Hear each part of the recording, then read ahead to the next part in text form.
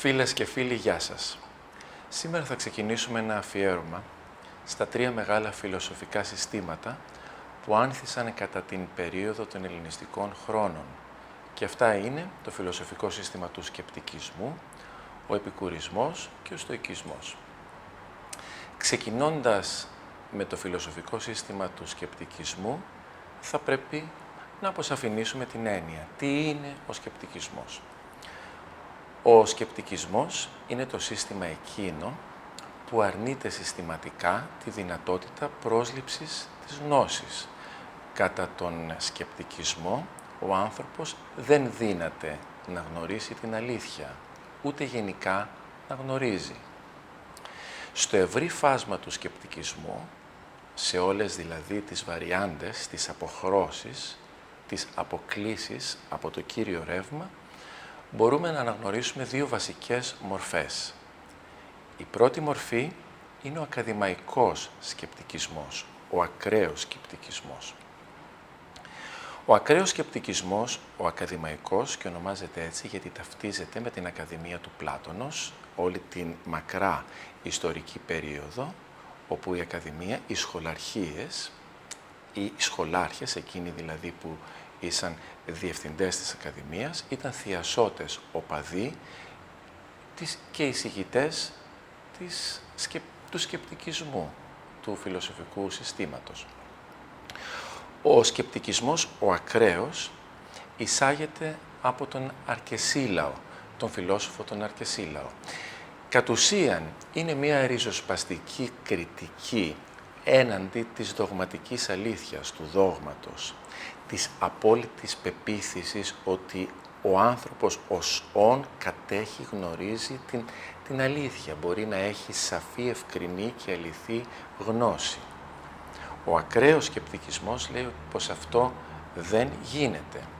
Κατ' ουσίαν, λοιπόν, καταδεικνύει την πλάνη του δόγματος, της δογματικής αλήθειας, των εικασιών του λόγου, του ορθού λόγου της λογικής, της απόλυτης πεποίθησης. Και όταν μιλάμε για δόγμα, όταν μιλάμε δογματισμό σε οποιονδήποτε χώρο και αν αναφερόμαστε στη φιλοσοφία, στην πολιτική, οπουδήποτε, εννοούμε την άκρητη πεποίθηση, το σύνολο δηλαδή, μάλλον των αβασάνιστων πεποιθήσεων, εκείνων των απόψεων που δεν έχουν υποστεί την βάσανο της λιδίας λίθου, την ανάλυση, τη βαθιά διερεύνηση, και αυτές οι πεποιθήσεις στηρίζονται κυρίως επί άκρητων υποθέσεων, εικασιών της λογικής που κάποιες φορές φτάνει στη φαντασιοπληξία, στην αυθαίρετη γνώση, η οποία είναι αόριστη και εν τέλει οδηγεί σε πλάνη. Ο ακραίος σκεπτικισμός λέει ότι αυτό δεν μπορεί να γίνει ποτέ. Μάλιστα υπερβαίνει κατά πολύ την πλάνη των αισθήσεων που έχει εισαχθεί από τον Πλάτωνα και μας λέει ότι και η νόηση αδυνατεί να αναγνωρίσει την αλήθεια, γιατί ο άνθρωπος δεν μπορεί να γνωρίζει, ουδέν μπορεί να λεχθεί περί της αλήθειας. Ο ακραίος σκεπτικισμός, που ταυτίζεται με τον Αρκεσίλαο, φτάνει κάποια στιγμή στο τέλος του, εκφυλίζεται, γιατί ακριβώς δεν θα μπορούσε να εφαρμοστεί απόλυτα. Έτσι λοιπόν έπρεπε να συμφιλιωθεί με τη γνώση και την αλήθεια. Μάλιστα στην ιστορία έχουν καταγραφεί κάποια παράδοξα του Αρκεσίλαου, όπως αυτό με το σωρό, τους ορίτες, που έλεγε ότι ακόμα και αν σταδιακά προσθέσουμε κόκο άμμου σε έναν κόκο άμμου, και δεύτερο και τρίτο και τέταρτο και πέμπτο και 100 και 1000, ποτέ αυτό δεν θα γίνει σωρός. Και εν αντιθέσει, εάν από ένα σωρό άμμου αφαιρούμε σταδιακά ένα κόκο άμμου, από 1999-1998, και αυτό ποτέ δεν θα γίνει ένας, θα παραμείνει σωρός, καταδεικνύοντας δηλαδή ότι η πλάνη με την αλήθεια είναι δύο πολύ κοντινές έννοιες. Το διανοητικό σφάλμα του ακραίου σκεπτικισμού είναι ακριβώς πως ενώ απορρίπτει την αλήθεια, λέει δηλαδή ότι ο άνθρωπος δεν μπορεί να γνωρίζει την αλήθεια, ό,τι και να κάνει, δέχεται μία αλήθεια, ότι δηλαδή δεν μπορεί να γνωρίζει την αλήθεια. Είναι αυτό που λέει ο Κικέρον στο έργο «Τα Ακαδέμικα», ότι ενώ ο Σωκράτης λέει «εν είδα του δεν είδα», ένα ξέρω ότι δεν ξέρω τίποτα, οι σκεπτικιστές τι λένε? Δεν ξέρω ότι δεν ξέρω. Ακόμα δηλαδή ότι γνωρίζω ότι δεν γνωρίζω τίποτα, ούτε αυτό το γνωρίζω. Άρα μιλάμε σε ένα πλαίσιο πολύ ακραίας τοποθέτησης.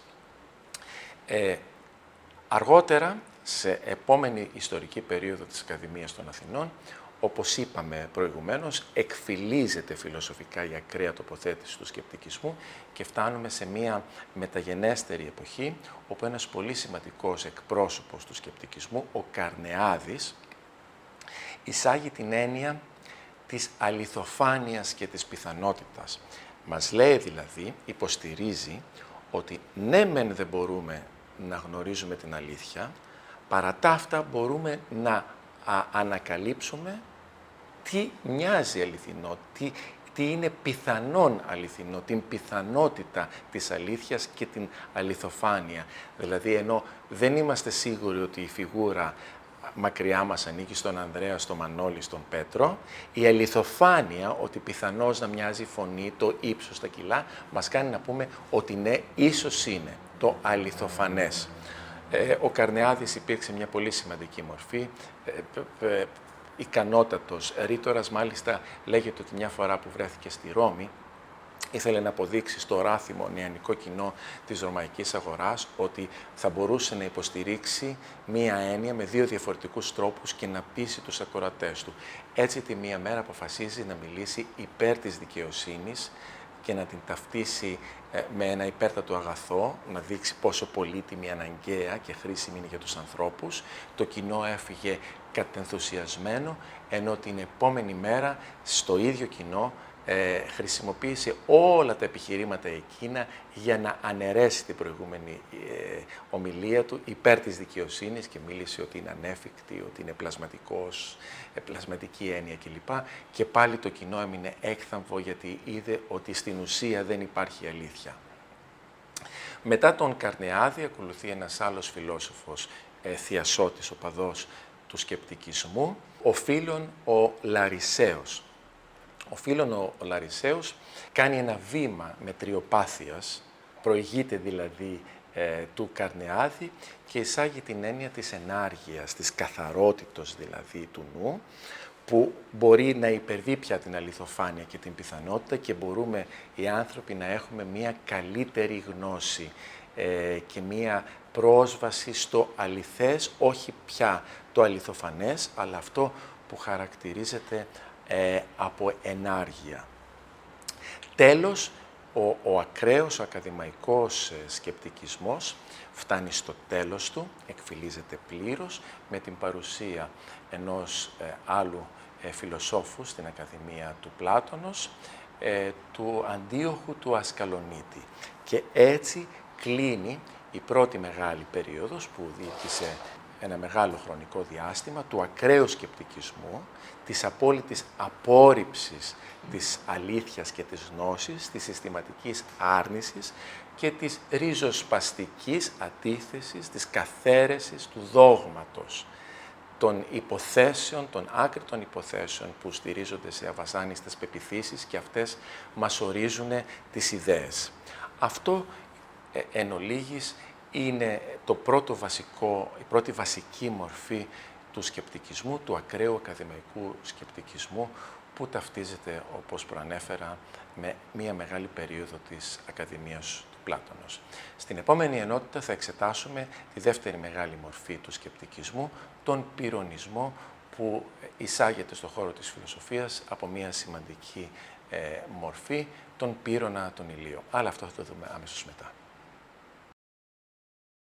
Όπως είπαμε προηγουμένως, ο ακαδημαϊκός σκεπτικισμός, η ακραία τοποθέτηση του φιλοσοφικού συστήματος που εισάγει την ιδέα της ανυπαρξίας της γνώσης, της αλήθειας, μάλλον καταρρίπτει τη δυνατότητα του ανθρώπου να προσεγγίσει την αλήθεια, σύντομα εκφυλίζεται, φτάνει σε ένα τέλος. Και αυτό το τέλος ταυτίζεται με την παρουσία του Αντίοχου του Ασκαλονίτη. Οι θειασότες του σκεπτικισμού αποφάσισαν ότι θα έπρεπε να στραφούν, να επαναθεωρήσουν και να αναζητήσουν έναν άλλον φιλοσοφικό προσανατολισμό, ώστε να συμφιλιώσουν τις απόψεις τους, να δώσουν, να πούν σε ένα ευρύτερο πλαίσιο σκέψεις έτσι ώστε να μπορέσει ο σκεπτικισμός να προχωρήσει και να μην συρρικνωθεί εντελώς. Η δεύτερη μεγάλη μορφή είναι ο πυρρωνισμός. Η εισηγητής της είναι ο φιλόσοφος Πύρων ο Ηλίος. Ποια είναι η διαφορά του πυρρωνισμού με το σκεπτικισμό? Είναι ουσιώδης. Ο Πύρων σκέφτεται περίπου με αυτόν τον τρόπο. Λέει ότι εφόσον ο άνθρωπος αδυνατεί να αντιληφθεί την πραγματικότητα, υποπίπτει σε συνεχείς πλάνες, ατοπήματα, λάθη, εφόσον είναι έρμεο των αισθήσεών του. Βεβαίως αυτό το έχει πει και ο Πλάτων, αλλά οι σκεπτικοί λένε ότι δεν είναι μόνο οι αισθήσεις που μας παραπλανούν, αλλά είναι και η νόηση, η οποία αδυνατεί να μας οδηγήσει σε ασφαλή μονοπάτια πρόσληψης της γνώσης.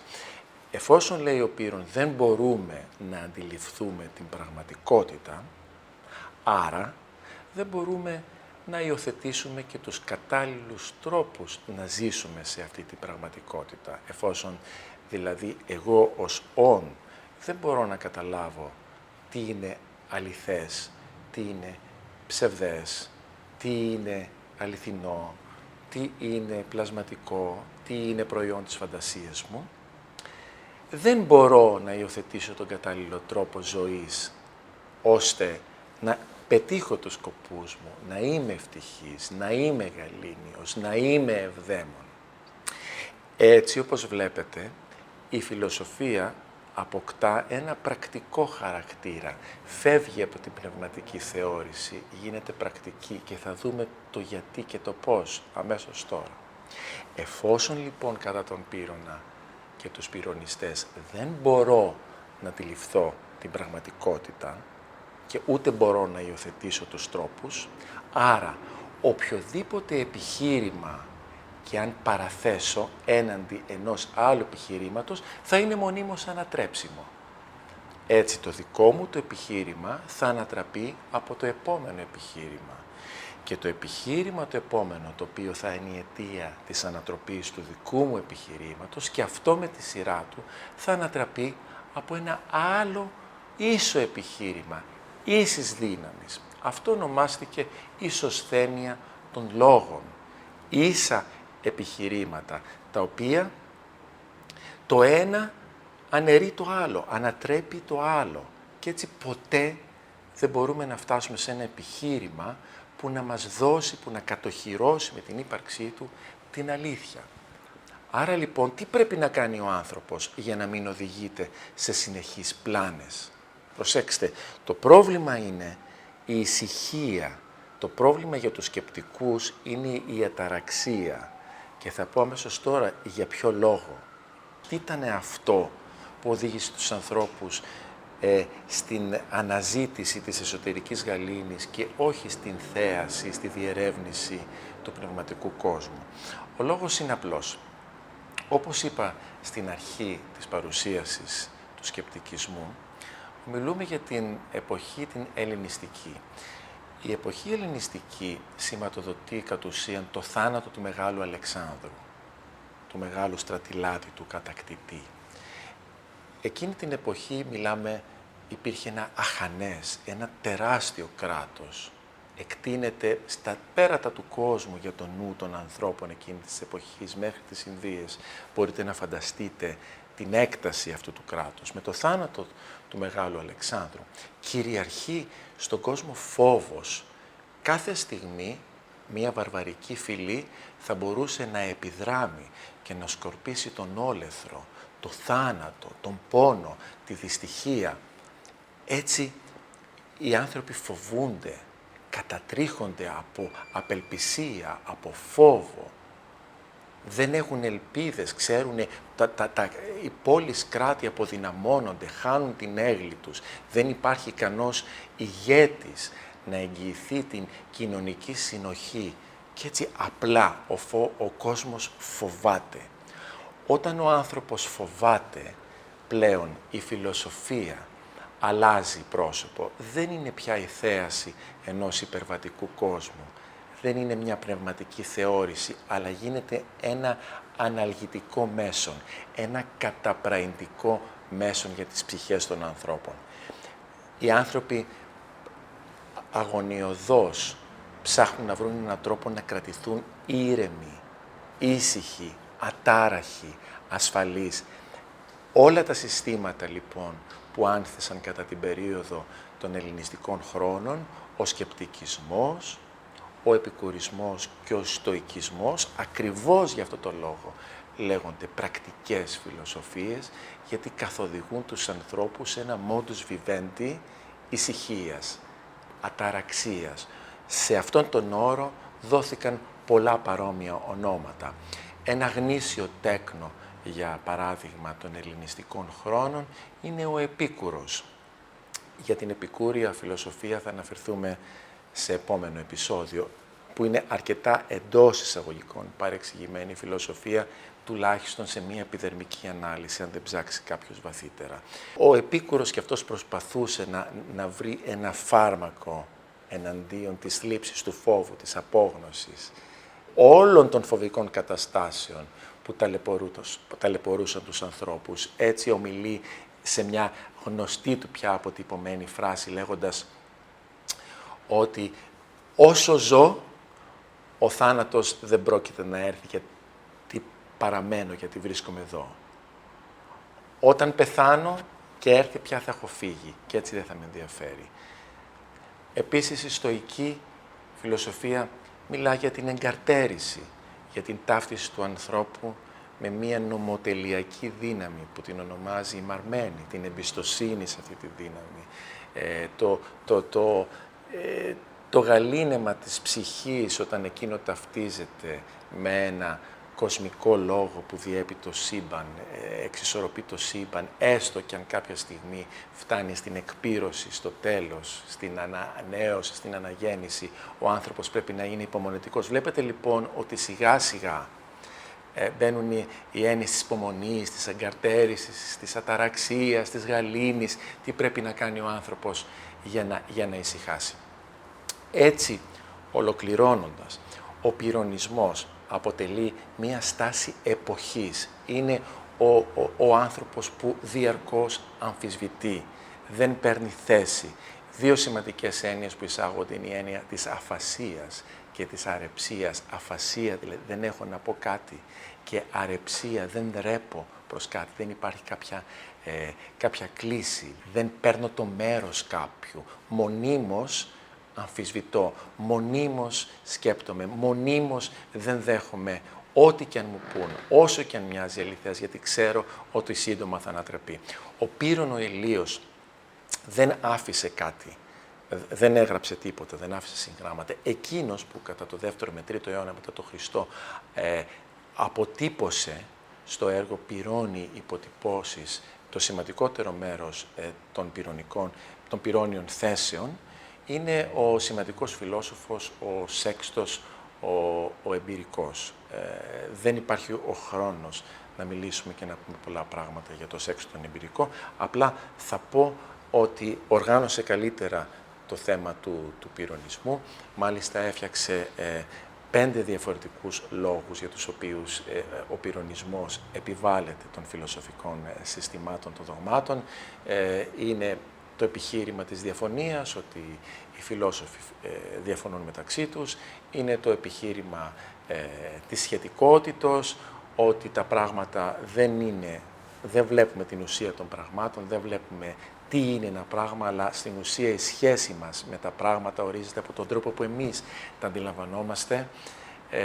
Για παράδειγμα, είναι η πολύ χαρακτηριστική φράση που λέει ότι δεν ξέρω αν το μέλι είναι γλυκό, αλλά μου φαίνεται πως είναι γλυκό, το νιώθω γλυκό.